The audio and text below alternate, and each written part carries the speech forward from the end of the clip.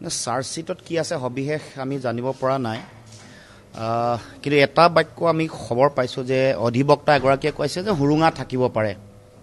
আৰু সেইকাৰণে আমি কৈছিলোঁ CBIক দিব লাগে বুলি সুপ্ৰিম কোৰ্ট মনিটৰ্ড CBI এনকুৱাৰী আমি বিচৰাৰ কাৰণটো এইটো অৱশ্যে আমি চাৰ্জশ্বিটখন পৰা চাব পোৱা নাই আৰু চাৰ্জশ্বিটৰ পিছত এতিয়া আৰু কিছুমান নিউজ আহিছে যে পৰৱৰ্তী দিনসমূহত BNSৰ 103 লগাইছে হত্যাৰ কাৰণে সকলোকে অভিযুক্ত কৰিছে আৰু তেওঁলোকৰ যিসকল পৰিয়াল আছে তেওঁলোকে এতিয়া অধিবক্তা বিচাৰিছে ইয়াৰ লগত কাৰিকৰীগত কিছুমান কথা আমি কৈছিলোঁ যে SIT নবনোৱাৰ আগত আটাইতকৈ যিগৰাকী ৰেছপন্সিবল মানুহ সাংবিধানিক যিগৰাকী মুৰব্বী বুলি কয় তেওঁ হত্যা হোৱা বুলি কৈছিলে চাৰ্জশ্বিটখন মানে যেতিয়ালৈকে কমপ্লিট হোৱা নাছিলে যিখন ছাবমিট কৰা হোৱা নাছিলে কোৰ্টৰ আগত তাৰ আগতো বাৰে বাৰে দৃঢ়তাৰে হত্যা হোৱা বুলি কৈছে এইবোৰৰ এডভাৰ্স নেগেটিভ যিটো ইম্পেক্ট লিগেলি ন্যায় প্ৰক্ৰিয়াটোত ন্যায় ব্যৱস্থাটোত হয়তো পৰিবও পাৰে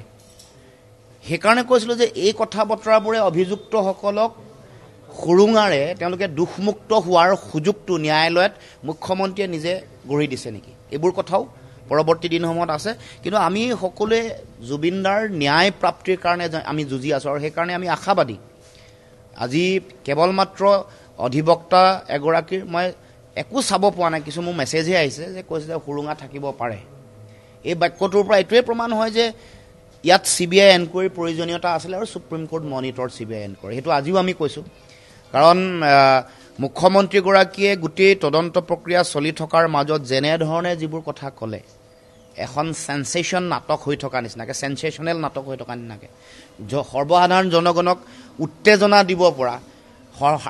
ৰাইজে আশা কৰা ধৰণে তেওঁ কৈ থকা যিটো কথা ন্যায় ব্যৱস্থাটো তেনেকুৱা নহয় ন্যায় ব্যৱস্থাটো বা তেওঁলোকৰ যিটো দায়িত্ব তেওঁলোকৰ দায়িত্ব মৌলিক দায়িত্ব এইটোহে হ'ব লাগিছিল যে চাৰ্জশ্বিটখন ফুল প্ৰুফ হ'ব লাগে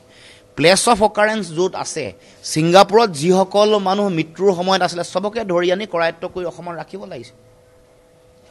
তাৰ কাৰণে আন্তঃৰাষ্ট্ৰীয় চুক্তিও ছিংগাপুৰ চৰকাৰৰ লগত আছে প্লেচ অফ অকাৰেঞ্চলৈ IO যিগৰাকী আছে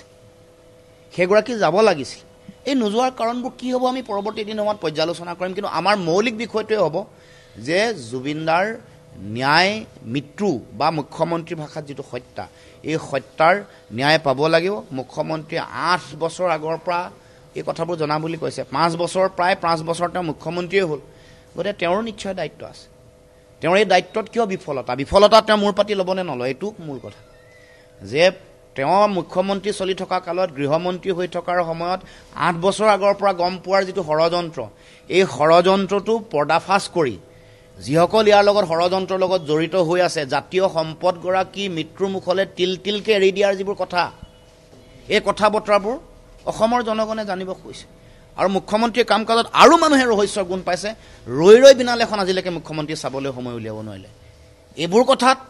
অসমৰ জনগণৰ আৰু সন্দেহ আৰু শংকা অধিক ঘনীভূত হৈছে আৰু হত্যা বুলি মুখ্যমন্ত্ৰীয়ে কোৱাৰ পিছত আমি ভাবোঁ যে যিসকল আপোনালোকে দেখি আছে ABCD তেওঁলোকৰ এগৰাকী জাতীয় সম্পদ যাক লৈ তেওঁলোকে বজাৰখন চলাই আছিলে সেইসকল হত্যাৰ কাৰক হ'ব নোৱাৰে হত্যা কৰিবলৈ শক্তিশালী কোনোবা ফ'ৰ্চ লাগিব শক্তিশালী কোনোবা শক্তি লাগিব কোনোবা মানুহ লাগিব কোনোবা হত্যা কৰিবৰ কাৰণে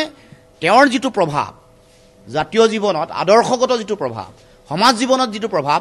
সেই আদৰ্শ আৰু দৰ্শনক বিৰোধ কৰা সেই আদৰ্শ আৰু দৰ্শন সংকটত পৰিব বুলি ভবা কোনোবা মানুহেহে তেওঁ হত্যা কৰিব পাৰে এইবোৰ কথা আমি নিৰ্মূলভাৱে বিশ্লেষণ কৰিব লাগিব সেইকাৰণে চাৰ্জশ্বিটখন আমি প্ৰথম চাই লওঁ আমি যিবোৰ আংশিকভাৱে গম পাইছোঁ আৰু মুখ্যমন্ত্ৰীৰ গতিবিধি আৰু কথা বতৰা যিবোৰ দেখিছোঁ তাৰ পৰা অনুমান কৰি এইবোৰ কথা কৈছোঁ আৰু এইখিনি কথা সত্য আপোনালোকে চাব আৰু পৰৱৰ্তী দিনসমূহতো ন্যায়িক কথা বতৰাবোৰ আমি নিশ্চিতভাৱে আলোচনা কৰিম যদি এটা সময়ত আমি কৈছিলোঁ যে নীলা হোৱা বুলি কৈছে তেওঁৰ শৰীৰ নীলা হোৱা তেওঁৰ আঙুলি নীলা হোৱা যিবোৰ প্ৰয়োজন আছে যিবোৰ পৰৱৰ্তী দিনসমূহৰ এনকুৱাৰীৰ কাৰণে চাইণ্টিফিক এনকুৱাৰীৰ কাৰণে তেওঁৰ লেডৰ উপস্থিতিত হ'ব পাৰে হাড়ৰ চেম্পুল ৰাখিছেনে নাই ৰখা ব্লাডৰ চেম্পুল পৰৱৰ্তী দিনসমূহত কাৰণ যিবোৰ কথা বতৰা যিবোৰ আহিছিলে সেইবোৰৰ কাৰণে এই কথা বতৰাবোৰ কি হ'ল এইবোৰৰ বিশ্লেষণ হৈছে নাই সেইবোৰ কথাও পৰৱৰ্তী দিনসমূহত চোৱাৰ প্ৰয়োজনীয়তা থাকিব